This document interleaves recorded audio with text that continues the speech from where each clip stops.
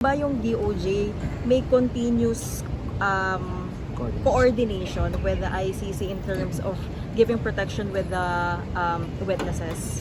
Okay, so we know that Ombudsman Boying, when he was the SOJ, the Secretary of Justice at that time, said that he had a meeting with some ICC officials.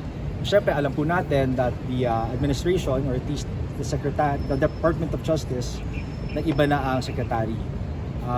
So right now, categorically, we can say that there have been no such meetings with the ICC. Okay? With Secretary Vida?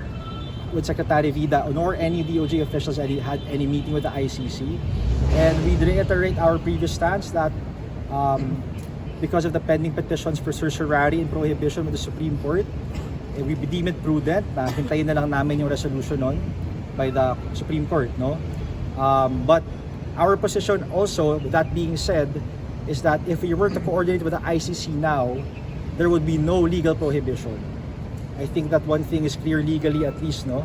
That's why the petitions were filed with the Supreme Court, because kina-question nga nila kung legal or valid ba yung naging arrest ni former President Duterte dati.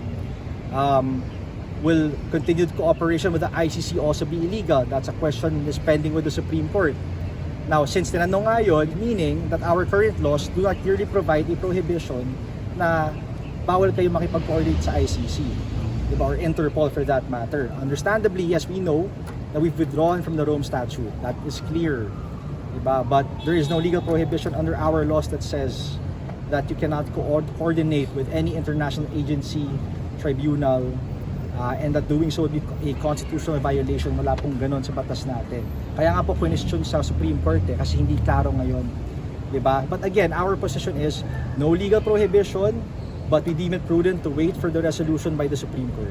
Sir, can you reach out to the Secretary Vida for ICC? I don't know, sir, you have to ask him.